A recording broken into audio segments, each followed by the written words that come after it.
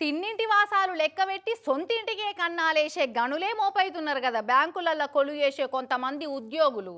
ఇంటి దొంగను ఈశ్వరుడైనా పట్టలేరన్న పాత శాస్త్రాన్ని ఆదర్శంగా తీసుకుంటున్నారో ఏమో. దొరికితే దొంగ లేకుంటే దొర అనుకుంటున్నారో ఏమో అర్థమైతలేదు. కానీ 4 కోట్ల రూపాయల మంది సొమ్మును మంగళారతి పట్టించిరట. చూడురియా అన్న.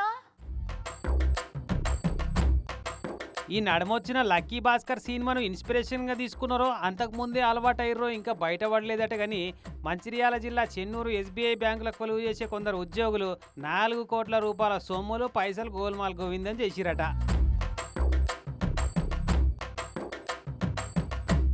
బ్యాంకులో పనిచేసే క్యాషియర్ మీద అనుమానం ఉందంటున్నారు పోలీసులు. మరి ఎట్ట బయటపడ్డది మోసం అని అంటే బ్యాంకుల లెక్కలు చూస్తుంటారు కదా, అదే ఆడిట్ అంటుంటారు చూడు. అగు అట్ట లెక్క పత్రాలు చూస్తుంటే క్యాషియర్ గారు చేసిన చేతివాటం కనికట్టు బయటపడ్డదట. ఇక్కడ ఆడిట్ జరుగుతూ ఉంది. ఈ ఆడిట్ క్రమంలో వాళ్ళు ఈరోజు అన్ని చెక్ చేస్తారు. అట్లా ఉండేవాళ్ళు, బట్ ఆడిట్ ప్రాసెస్లోనే వాళ్ళకి ఇది తెలిసింది.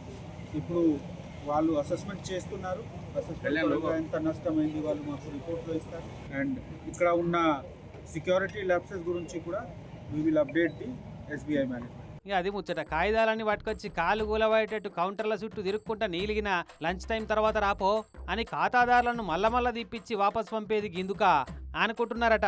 బ్యాంకులో జరిగిన 4 కోట్ల గోల్మాల్ ముచ్చటెరకైన చెన్నూరు ఎస్బీఐ ఖాతాదారులంతా 4 కోట్లు మడతపెట్టిండంటే మంచి పనుమంతుడే ఉన్నట్టుండా క్యాషియర్ ఎవరో గాని. సింగిల్ గానే జగబెట్టిండో బ్రాంచ్ మేనేజర్ గారితో మింగిలేయిండో అని అనుమానపడుతున్నారట అంతా. కానీ దొంగల చేతికి తాళాలు ఇచ్చినట్టే అవుతుంది కొందరు బ్యాంకు ఉద్యోగులతోటి అయితే.